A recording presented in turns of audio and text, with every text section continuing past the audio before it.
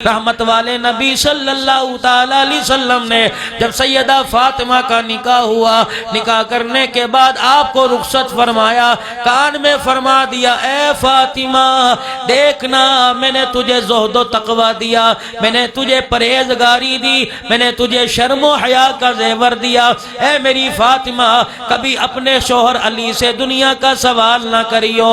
یہ بات سیدہ فاطمہ نے اپنے پلے باندھ لی۔ شہزادے گود میں آئے، گھر کی حالت ایسی آئی، دونوں شہزادوں کو بخار آ گیا اور گھر کے اندر یوں ہے کھجور کا دانہ بھی کوئی نہیں، دونوں میاں بیوی بیٹھے ہیں۔ آقا نامدار صلی اللہ تعالی علیہ وسلم تشریف لائے، حضرت حسن حسین کو بیمار دیکھا، بھائی فاطمہ حضرت علی کے چہرے کی طرف دیکھا، فرمایا کیا بات ہے کہ کملی والے کوئی دوائی دارو نہ کیا، ہم نے منت مان لی اللہ دونوں شہزادوں کو شفا عطا فرماوے۔ اللہ اکبر، اس کے صدقے میں ہم 3 روزے رکھیں گے۔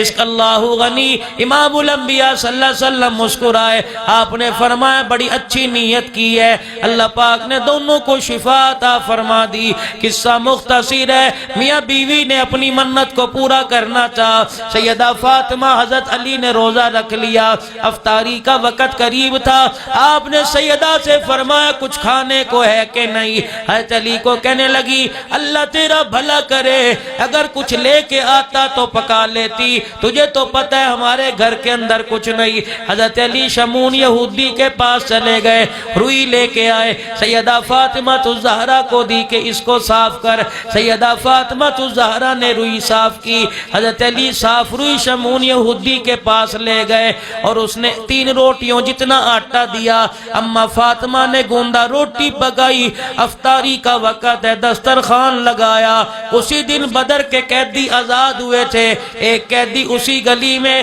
سیدہ فاطمہ کے مکان کے پاس آ کے کھڑا ہو گیا اور دروازے پر آواز لگا رہا ہے یا اہل بیت رسول اللہ انطعم فی سبیل اللہ، بھوکا ہوں اللہ کے واسطے کچھ کھانے کو دے۔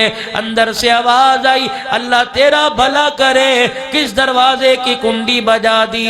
آج ہماری حالت یہ 6 دن ہو گئے پیٹ میں روٹی کا ٹکڑا نہ گیا، بھوک کی وجہ سے میرے بیٹے حسن و حسین کی شکلیں تبدیل ہو گئی ہیں۔ سائل کھڑا ہے، آگے نہیں جا رہا پیچھے نہیں جا رہا۔ حضرت علی نے سائل کو دیکھا، گیا کہ نہیں گیا، فرمایا 3 روٹیاں لے جا، کل پرسوں کھائی تھی آج نہیں کھائیں گے، کل اللہ کھلا دے گا، ہمارے دروازے سے کوئی بھوکا نہ جائے۔ وہ 3 روٹیاں قیدی کو دے دی، اللہ غنی، اور خود پانی سے روزہ رکھ کھول لیا۔ رات کا وقت آیا، پانی سے ہی روزہ رکھ لیا۔ آل رسول کے گھر کی لونڈی ہے سخاوت میرے عزیزو، صرف تم نام کے عاشق ہو، کام بھی تو سیکھو جو وہ کام کر کے گئے۔ دوسرے دن روزہ رکھا، کھانا تیار ہے، دسترخوان پہ میاں بیوی بیٹھ کے افطاری کرنے لگے، ایک یتیم دروازے پر آ گیا، پھر سارا دسترخوان اٹھا کے یتیم کو دے دیا، پانی سے روزہ کھول لیا، دوسرا روزہ بھی تیسرا روزہ پانی سے رکھ لیا۔ تیسرا دن ہے، ایک سائل دروازے پر آ گیا، افطاری کے وقت آیا، پھر دسترخوان سمیٹ کے دے دیا۔ ان مرد مجاہد نے 3 دن پانی سے روزہ کھولا، 3 دن پانی سے روزہ رکھا۔ حضرت علی کہنے لگے چوتھا دن ہے، حضرت بلال حبشی رضی اللہ تعالیٰ عنہ نے فجر کی اذان دی، میں نماز کے لیے مسجد جانے لگا، کیا دیکھتا ہوں سیدہ فاطمہ مصلی پہ گری پڑی ہے۔ حضرت علی کہتے ہیں مجھے رونی آ گئی، میری آنکھوں میں آنسو آ گئے اور مجھے پتہ لگ گیا کہ بھوک نے یہ حالت کر دی جس کی وجہ سے فاطمہ سے مصلی پہ کھڑا نہیں ہوا جاتا۔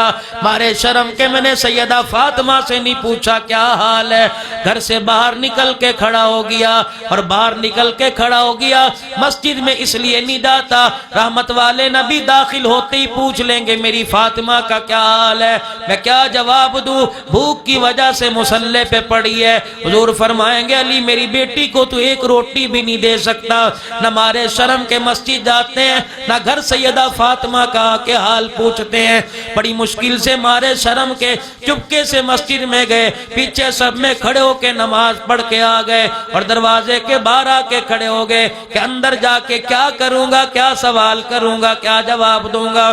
دن چڑھا، ایک جوان کو دیکھا، حسین چہرے والا ہے، اونٹ کی مہار پکڑ کے لایا، حضرت علی کے پاس آ کے کھڑا ہو گیا، حضرت علی کو دیکھ کے کہنے لگا اونٹ خریدو گے؟ آپ نے فرمایا میرے پاس تو ایک روٹی کے پیسے نہیں، تو اتنے بڑے اونٹ کی بات کرتا ہے۔ وہ جوان کہنے لگا علی ادھار لے لے، میں تجھے ادھار دے دوں گا۔ آپ نے فرمایا سانس کا پتہ کوئی نہیں، کہ علی مر گیا تو معاف ہے، جیتا رہا تو مجھے اس کے پیسے دے دینا۔ حضرت علی نے فرمایا کتنے کا بیچے گا؟ کہ 200 درہم کا بیچوں گا۔ ادھار بیچا، رسی پکڑا کے چلا گیا۔ حضرت علی نے مڑ کے دیکھا، اونٹ بیچنے والا نظر نہ آیا، غلام کمبر ساتھ تھا، رسی پکڑ کے 2 قدم آگے چلے، ایک خوبصورت چہرے والا آ گیا، حضرت علی سے کہنے لگا اونٹ بیچو گے؟ آپ نے فرمایا ہاں بیچوں گا۔ کتنے کا بیچو گے؟ کا 300 درہم کا بیچوں گا۔ بھاؤ تاؤ کم نہ کیا، فوراً کھیسے سے 300 درہم نکال کے دے دیے، اونٹ کی رسی دی اور اونٹ کی رسی پکڑی اور غائب ہو گیا۔ حضرت علی حیران ہے، بیچنے والا بھی نظر نہیں آیا، خریدنے والا بھی نظر نہیں آیا، دونوں کہاں چلے گئے؟ آپ نے 300 میں سے 200 درہم علیحدہ کیے، غلام کمبر سے فرمایا جا غلام جس سے اونٹ لیا تھا دیکھ مدینے میں یہیں کہیں ہوگا، جا اس کے 200 درہم دیا، میں تیرا انتظار کر رہا ہوں، اکٹھے گھر چلیں گے۔